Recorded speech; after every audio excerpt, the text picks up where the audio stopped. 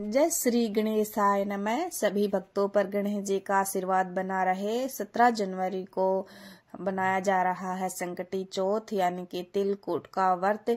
यह व्रत कृष्ण मास माघ की चतुर्थी तिथि को मनाया जाने वाला है और ये संतान की सुख समृद्धि और घर में धन धान्य के लिए मनाया जाता है।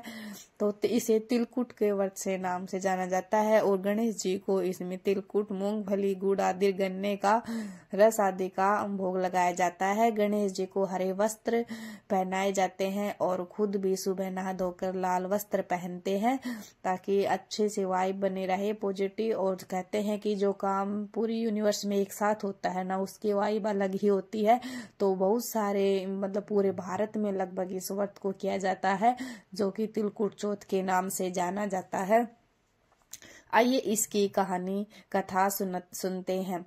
तो सबसे पुरानी कथा है कि एक साहूकार का नगर में एक कुम्हार रहता था और वो डेली आहुआ जलाता था। तो एक दिन आहुआ नहीं जला, नहीं पका तो वो चला गया राजा के पास। तो नगरी के राजा ने आदेश दिया कि आहुआ नहीं पक रहा, तो उसने फिर कहा कि हर एक घर से एक आहुति दी जाएगी। तो फिर इस तरह से गांव के हर एक घर से एक आहुति दी गई और एक दिन एक बुढ़िया का नंबर आने लगा। तो बुढ़िया का तो एक ही बेटा था, उसके बुढ़ापे का सहारा। तो उसने फिर अपनी संकट चौथ माता के व्रत करती थी, उसके दाने लेकर अपने बेटे को दिए और कहा कि तू ये लेके आहुए में बैठ, संकट चौथ माता तेरी रक्षा करेगी। और वो आहुए में लेके बैठ गया और वो आवा भी पक गया और बच्चा भी बच गया और जो और पहले बच्चों की आहुति दी गई थी वो भी बच गई। तो इस तरह से संकट चौथ माता की सब जय जयकार करने लगे और सब लोग व्रत को करने लगे।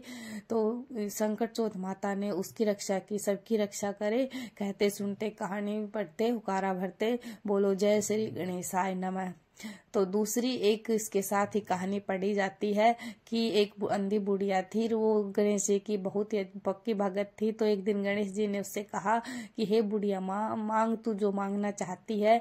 तो बुढ़िया माँ ने कहा कि मुझे तो मांगना ही नहीं आता, मैं क्या मांगू। तो फिर वो अपने रिश्तेदारों से पूछती है तो बोलते हैं तू नाती मांग, पोते मांग, अकेली है बुढ़ापे में, कौन तेरी सेवा करेगा। फिर वो पड़ोसियों से पूछती है तो पड़ोसी कहते हैं बुढ़िया माँ तू आंखें मांग ले, कोई किसी का सेवा नहीं करता, अपनी आंखें होंगी तो खुद सब कर सकती है। फिर बुढ़िया माँ कहती है गणेश जी से कि मुझे 9 करोड़ की माया दे, सोना चांदी दे, हीरे मोती दे और नाती दे, पोते दे, आंखों की रोशनी दे, इतना सब कुछ दे सकता है तो दे।